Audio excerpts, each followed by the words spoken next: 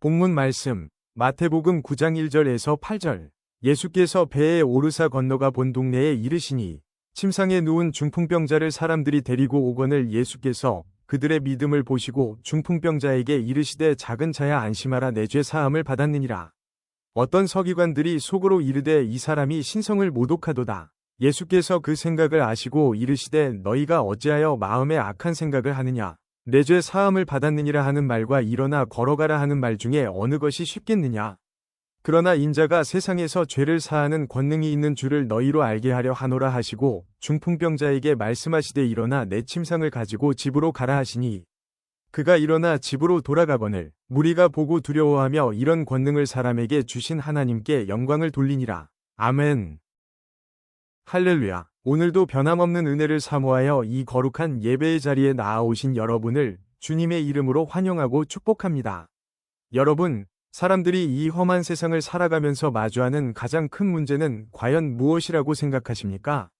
우리는 저마다 무거운 인생의 짐을 지고 살아갑니다. 밤잠을 설치게 만드는 경제적인 위기, 아무리 노력해도 나아지지 않는 얽히고 설킨 인간관계의 갈등, 갑작스럽게 찾아와 우리를 두려움에 떨게 하는 육신의 질병 등 우리를 짓누르고 숨막히게 하는 고통의 조건들은 너무나도 많습니다. 우리는 이 답답한 현실 속에서 때로는 병을 낫게 해달라고, 꽉 막힌 환경의 문을 열어달라고, 내 통장의 잔고를 채워달라고 하나님께 눈물로 간절히 부르짖습니다. 그런데 성경은 우리 인생을 짓누르는 이 모든 현상적인 문제들, 눈에 보이는 고통들 너머에 아주 치명적이고 근본적인 문제가 도사리고 있다고 선언합니다. 그것은 바로 우리 영혼 가장 깊은 곳에 빠리를 틀고 있는 죄의 문제입니다. 하나님께서 오늘 본문을 통해 우리에게 죄를 말씀하심은 단순히 우리가 세상에서 짓는 도덕적인 잘못이나 실수를 지적하시기 위함이 아닙니다. 우리 존재의 본질, 곧 생명의 근원이신 하나님과 단절되어 철저하게 죽어버린 영의 문제를 다루시기 위함입니다. 성경이 말하는 모든 죄의 뿌리는 우리의 영이 창조주 하나님을 온전히 신뢰하지 않고 내가 내 인생의 주인이 되어 내 마음대로 살아가려 하는 끔찍한 교만과 불신앙에서 비롯됩니다. 이 죄는 생명의 원천이신 하나님과 우리 사이를 철저하게 가로막고 이 땅에서의 고통을 넘어 영원한 지옥의 형벌과 절망을 가져옵니다. 예수님께서는 우리가 당장 겪고 있는 환경이 조금 나아지는 것 이전에 이 끔찍하고 근원적인 죄의 문제가 먼저 뿌리 뽑히기를 간절히 원하십니다.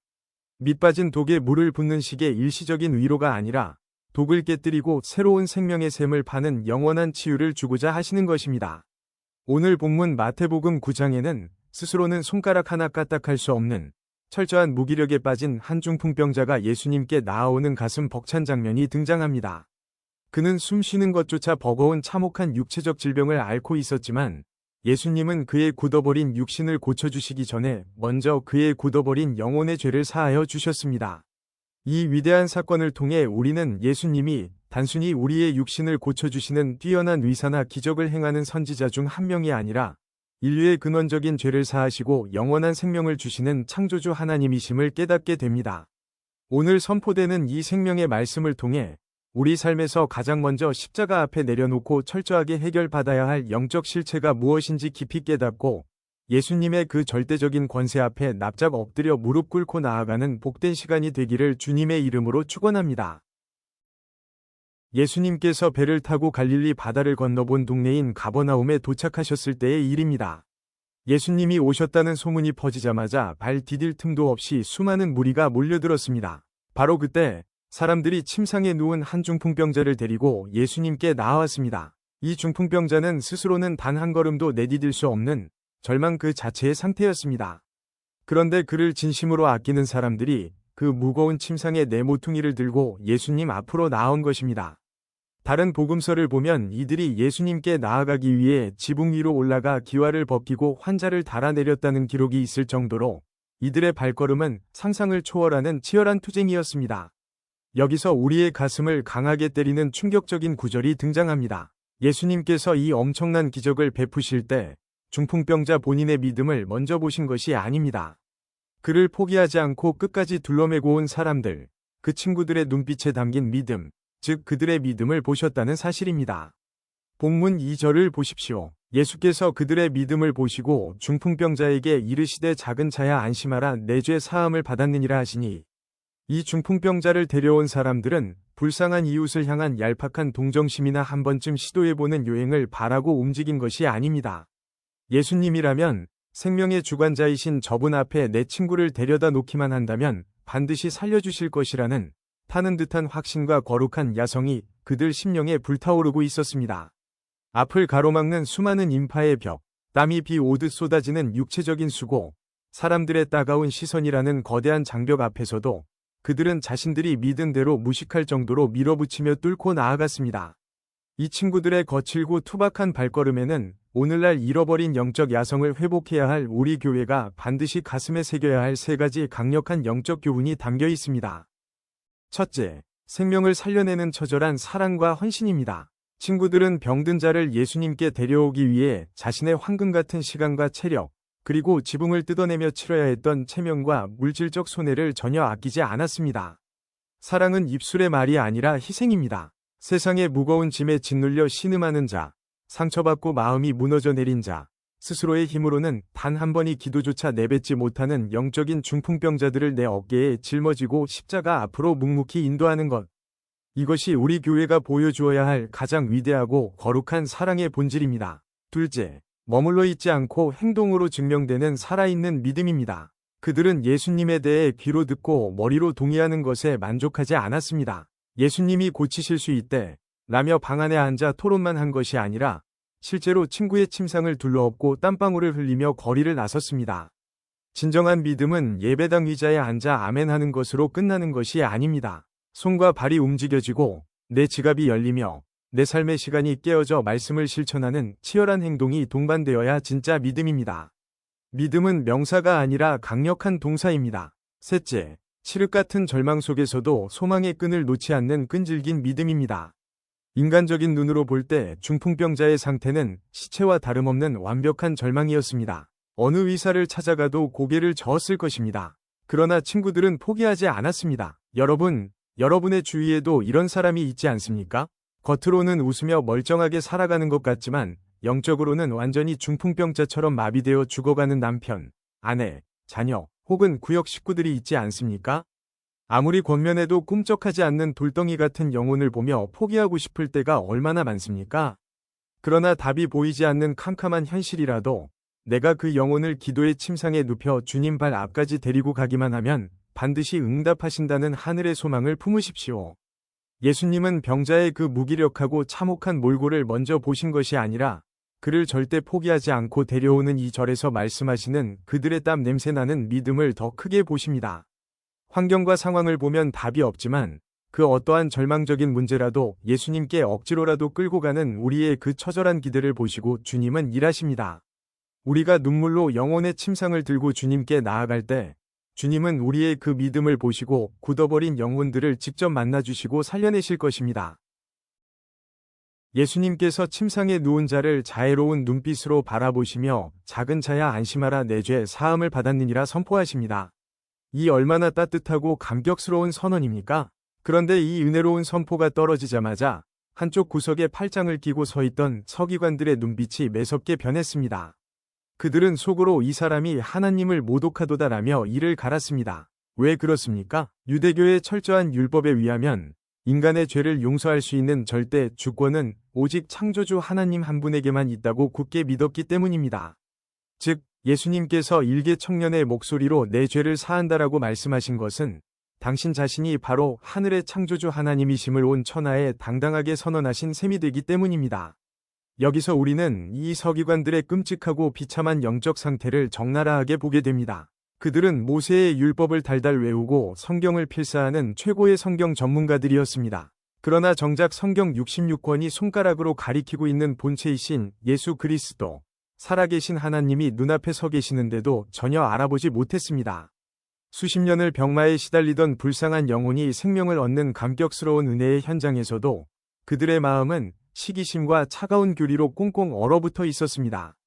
하나님의 사랑과 긍휼에는 아무런 관심이 없고 오직 율법의 조항과 자기들의 얄팍한 종교적 기득권을 지키는 데만 혈안이 되어 사람을 살리시는 예수님의 은혜를 이단으로 모함하고 짓밟으려 했습니다. 겉으로는 화려한 종교인의 옷을 입고 누구보다 거룩한 척 흠결 없이 살았지만 그들의 내면이야말로 철저히 부패하고 죽어있던 진짜 영적인 중풍병자들이었던 것입니다. 예수님은 그들의 썩어 문드러진 검은 속내를 꿰뚫어 보시며 마태복음 9장 4절과 5절에서 이렇게 매섭게 꾸짖으십니다. 너희가 어찌하여 마음에 악한 생각을 하느냐? 내 죄 사함을 받았느니라 하는 말과 일어나 걸어가라 하는 말 중에 어느 것이 쉽겠느냐? 여러분, 사람의 입술로 내뱉기에는 내 죄 사함을 받았다는 말이 훨씬 쉽습니다. 눈에 보이지 않기 때문에 증명할 필요가 없기 때문입니다. 반면에 일어나 걸어가라는 말은 그 즉시 눈앞에서 기적이 일어나야 하므로 훨씬 어려운 말처럼 들립니다. 그러나 영적인 실상은 완전히 반대입니다. 예수님께서 이 병자에게 내 죄를 사한다라고 말씀하시기 위해서는 훗날 갈보리 언덕 십자가 위에서 살이 찢기고 피를 남김없이 쏟아내셔야 하는 엄청난 대가를 지불하셔야만 했습니다. 그 한마디는 예수님 자신의 생명과 맞바꾼 처절한 십자가의 선언이었습니다. 육신의 병을 고치는 것은 말씀 한마디로 족하지만 죄를 고치는 것은 하나님의 아들의 죽음이 필요했던 것입니다. 예수님은 중풍병자의 다리만 고쳐주어 그 다리로 다시 지옥을 향해 걸어가는 비극을 원치 않으셨습니다. 그의 영혼을 송두리째 살려내어 천국으로 걸어가게 하시려고 자신의 생명을 건 죄 사함을 먼저 선언하신 것입니다. 여러분, 무서운 사실은 우리 안에도 이런 바리새인과 서기관의 모습이 숨어 있을 수 있다는 것입니다. 수십 년 교회를 다니면서 익숙해진 종교 생활, 직분, 헌금 생활, 교회의 화려한 행사에만 갇혀서 정작 내 삶의 가장 비참한 한복판으로 피 묻은 손을 내밀며 뚫고 들어오시는 살아계신 예수님을 밀어내고 있지는 않습니까? 내가 만든 교리와 내 경험의 틀 안에 하나님을 가두어 놓고 내 뜻대로 움직이지 않으시면 불평하고 의심하는 것이 바로 영적인 서기관의 모습입니다. 우리는 문제의 한가운데로 걸어 들어오시는 예수님을 전인격적으로 만나야 합니다. 말씀이 내 삶 속에서 살아서 역사하시는 능력을 내 알량한 이성으로 제한하지 말고 가슴을 찢고 마음을 활짝 여십시오. 그때 비로소 주님은 무너진 내 인생의 잿더미 위에서 나를 고치시고 새롭게 창조하시는 전능하신 하나님 되심을 우리 삶에 생생하게 증명해 보이실 것입니다. 예수님은 당신이 땅에서 죄를 사하는 절대 권세가 있는 줄을 무리에게 알게 하려 하심이라 선포하시며 마태복음 9장 6절에서 마침내 중풍병자를 향해 거룩한 명령을 내리십니다. 일어나 내 침상을 가지고 집으로 가라. 그 순간 다락방의 팽팽한 정막을 깨고 기적이 일어났습니다. 오랜 세월 피가 통하지 않아 비틀어지고 굳어버린 죽은 나무토막 같던 그의 팔다리에 따뜻한 피가 돌기 시작했습니다. 앙상했던 근육이 솟아오르고 평생 누워만 있던 그가 자리를 툭툭 털고 일어나 자신의 두 발로 당당하게 땅을 딛고 선 것입니다. 그리고 자신을 평생 싣고 다녔던 그 저주스러운 침상을 도리어 자기 어깨에 짊어지고 걸어나갔습니다. 눈에 보이지 않는 영적인 죄 사함의 기적이 눈에 뚜렷이 보이는 육신의 치유를 통해 완벽하고도 압도적으로 증명된 것입니다. 이 장엄하고 압도적인 생명의 광경을 목격한 사람들은 두려움에 떨며 이 놀라운 권능을 주신 하나님께 영광을 돌렸습니다. 그렇다면 이 모든 기적의 중심에 서 있던 당사자, 중풍병자의 가슴속은 어떠했을까요? 첫째, 걷잡을 수 없는 기쁨과 감사의 눈물이 폭발했을 것입니다. 평생을 천장만 바라보며 남의 손에 배변을 의지하고 사람들의 조롱을 견뎌야 했던 그가 자신의 두 발로 땅을 딛는 순간 세상의 어떤 말로도 표현할 수 없는 벅찬 희열을 느꼈을 것입니다. 그러나 그의 진짜 깊은 기쁨은 육신의 회복에 머물지 않았을 것입니다. 자신을 오가매고 지옥으로 끌고 가던 그 무서운 영혼의 찌꺼기, 하나님과의 단절을 가져왔던 죄가 눈 녹듯 씻겨나간 구원의 감격이 그의 내면을 휘감았을 것입니다. 둘째, 예수님을 향한 철저한 신앙의 확신으로 무장되었을 것입니다. 그는 처음에 그저 육신의 고통을 덜어줄 용한 의사나 선지자를 기대하고 왔을지도 모릅니다. 그러나 내 죄 사함을 받았느니라는 음성을 듣고 육신이 회복되는 기적을 몸소 체험하면서 내 눈앞에 서 계신 이분이 바로 내 죄를 씻으시고 내 영원한 운명을 통째로 바꾸시는 살아계신 창조주 하나님이심을 온몸으로 전율하며 확신했을 것입니다. 셋째, 수동적이고 비참했던 인생에서 능동적인 사명자의 삶으로 변화되었습니다. 이제 그는 과거의 냄새나는 병자가 아닙니다. 질병과 죄의 억눌림에서 완벽하게 해방된 그는 살아계신 하나님을 온 동네방네 찬양하며 자신의 변화된 육신과 영혼 자체를 강력한 복음의 증거로 삼으며 거침없이 살아갔을 것입니다. 말씀을 맺겠습니다. 오늘 우리가 묵상한 이 본문은 단순히 병든 자가 고침을 받았다는 한편이 훈훈한 치유 미담이 결코 아닙니다. 주님은 중풍병자의 망가진 육신만 적당히 땜질해서 세상으로 돌려보내신 것이 아닙니다. 그의 썩어버린 죄를 사하심으로 그를 머리끝부터 발끝까지 완전히 새로운 창조물로 빚어내어 하나님 나라의 백성으로 입성시키신 구원의 대서사시입니다.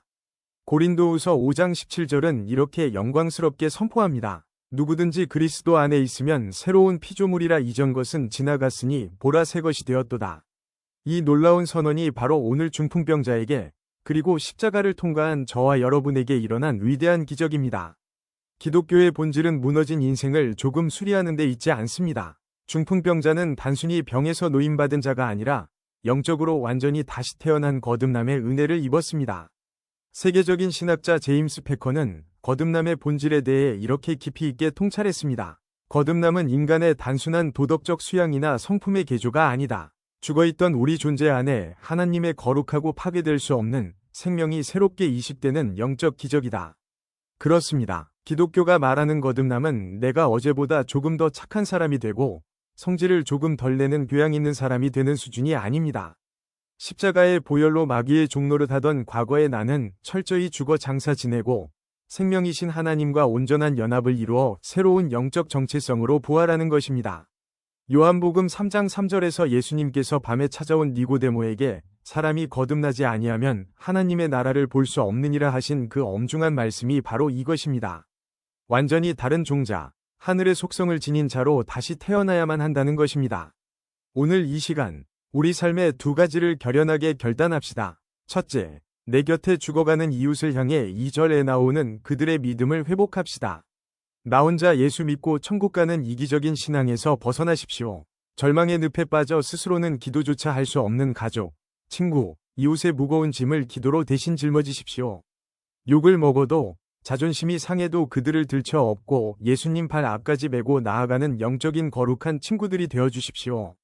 주님은 여러분의 그 땀방울 맺힌 수고와 믿음을 보시고 기적의 문을 여실 것입니다.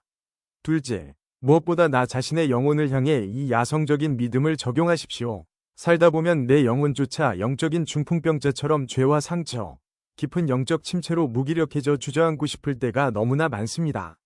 기도할 힘조차 없고 예배의 자리로 나아갈 위지조차 꺾여버린 그 캄캄한 밤에 여러분 영혼 깊은 곳에 남아있는 아주 작은 믿음의 불씨 하나가 그 절망하고 나태한 자아의 멱살을 움켜쥐고서라도 억지로 십자가 말씀 앞까지 끌고 나오게 만드십시오. 기분이 내켜서 예배하는 것이 아닙니다. 살기 위해 발버둥치며 주님 앞으로 기어 나오는 것입니다. 우리가 그렇게 피 흘리기까지 싸우며 주님 발 앞에 엎드려 내 죄를 통회하고 은혜를 구울 때 십자가의 주님은 결코 우리를 외면하지 않으시고 피 묻은 손으로 안아주실 것입니다. 그리고 우리 귓가에 이렇게 선포하실 것입니다. 나의 사랑하는 작은 자야, 안심하라. 내가 다 이루었다. 내 죄 사함을 받았느니라. 그리고 세상을 향해 명하실 것입니다. 이제 패배자의 자리에서 일어나라. 너를 짓누르던 침상을 네가 짊어지고 당당히 세상으로 걸어가라. 여러분, 우리의 남은 인생의 모든 무거운 짐을 생명의 주관자이신 예수님께 남김없이 쏟아놓으십시오. 질병의 쇠사슬이 끊어지고 영원한 형벌의 죄가 씻겨지며 거듭난 새로운 피조물의 권세로 이 거칠고 악한 세상을 거침없이 승리하며 살아가는 거룩한 십자가의 군사들이 되시기를 죽음을 이기시고 부활하신 우리 구주 예수 그리스도의 이름으로 간절히 그리고 뜨겁게 축원합니다. 기도하시겠습니다. 생명의 주관자 되시는 주님, 중풍병자를 메고 나아갔던 그들의 믿음이 오늘 우리의 신앙이 되게 하옵소서. 죽어가는 이웃의 영혼을 기도로 짊어지고 주님 앞으로 이끄는 거룩한 통로가 되기를 원합니다. 내 영혼이 무기력하여 쓰러질 때마다 나 자신을 쳐서 십자가 앞으로 끌고 나아가게 하옵소서. 내 죄 사함을 받았느니라. 일어나 걸으라 하시는 주님의 음성을 듣고 온전히 거듭난 피조물로 세상을 당당히 걸어가는 기적의 주인공이 되게 하옵소서. 예수님의 이름으로 기도드립니다. 아멘.